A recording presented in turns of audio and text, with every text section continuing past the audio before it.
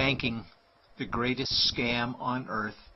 Thomas Jefferson said, "I believe that banking institutions are more dangerous to our liberties than standing armies. If the American people ever allow private banks to control the issue of their currency, the banks will deprive the people of all property until their children wake up homeless on the continent their fathers conquered." Jefferson's warning is already here. 40 million Americans are living on food stamps. Millions more are now homeless, living in tents, all because of one institution, the Federal Reserve System. The Federal Reserve is a group of private bankers who have stolen the money creation process from the American people. Most people still believe the Fed is an agency of the government working in our best interests. It is not. There is no greater form of evil in the world today, so let's explore the banking scam. None of us have ever been taught anything about money.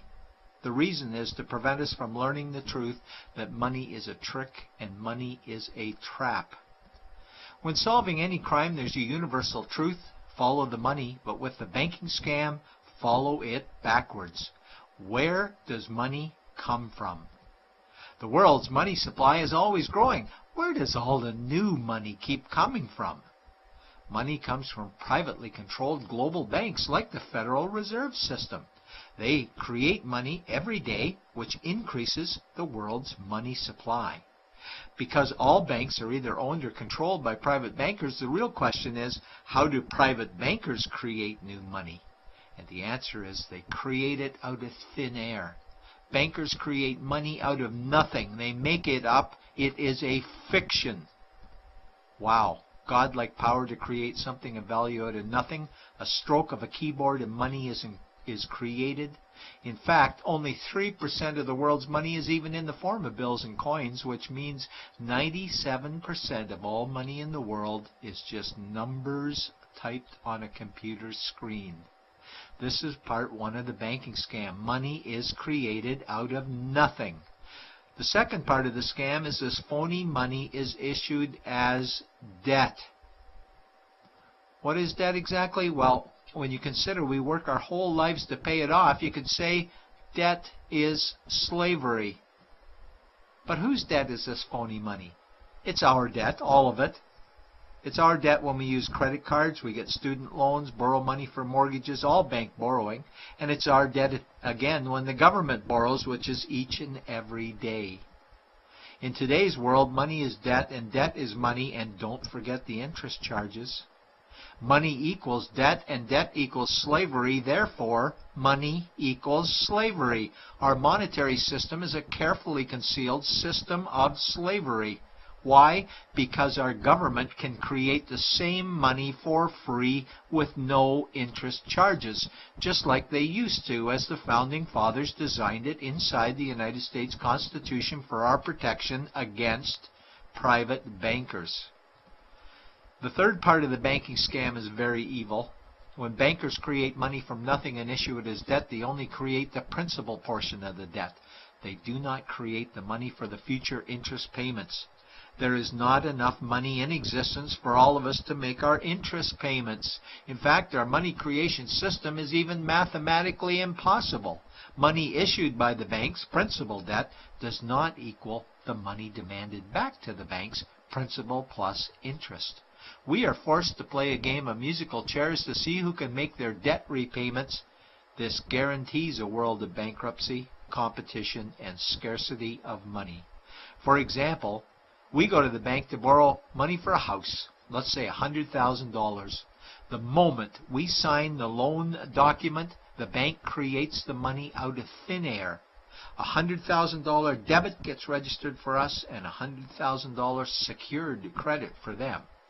Then one of two things happens. Either we give the bank 30 years of labor making house payments totaling $300,000 for the original $100,000 we borrowed, or the bank takes our house.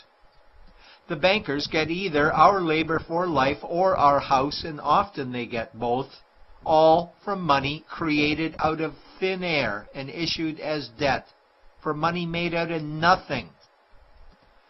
This is why all the bankers end up with all the assets. The fourth part of the banking scam is inflation. People think inflation is prices and costs increase. A better answer might be the value of our money always goes down. Inflation is created every time the central banks print money, which is every day. Where does all this new money get its value? The answer is it steals its value from the existing money supply, where our savings are. Our savings are disappearing because of the new money they're printing. If money creation was in balance with goods and services, there would be no inflation. Prices would stay the same. But the reality is banks always print money, driving prices ever higher, which steals the value of our savings, making them disappear.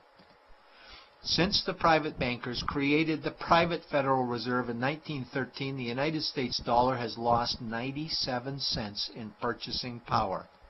An item in 1913 that cost $100 in 2011 cost $2,230, a price increase of 2,130%. This is the banking scam. 4 parts. Private bankers create money out of nothing and charge interest on it. There is no money created for the future interest payments, and inflation steals our savings every day. In order for the banking scam to be pulled over our eyes, the bankers need help from the likes of paid-for politicians and appointed civil servants, military-industrial complex, mainstream media, multinational corporations, and the bankers' good buddies. For example, what do our banker-controlled television networks say about criminal bankers? "Oh, bankers are our saviors. Chairman is man of the year. He saved the world. Bankers really do deserve their bonuses. They're so smart." And what do our banker-owned G20 politicians say we need to do? That we must save our banking system, and now we need austerity measures, like increasing existing taxes and bringing in new taxes, cutting our social programs, including education and health care, stealing from our pension plans while increasing the retirement age, keeping us working for more years at lower wages while placing our children and grandchildren in debt and servitude for their future lives. We are being lied to that we must go deeper in debt for bailouts, stimulus packages, quantitative easing, saving the too big to fail banks, credit easing, currency interventions, all names that mean the same thing, more debt to us. Is it not strange that the solution to too much debt is always more debt to us? And where is all this money going? It's going to the banks and to the bankers. They are stealing our money right now. 0.1% of the world's population owns 2/3 of the world's wealth. This means that 99.99% of the world's population own less than 1/3 of the wealth, a decreasing amount because these guys are stealing it. We desperately need to wake up to the banking scam. It is time for change. To retake control of our money system, we must stop supporting the banking scam.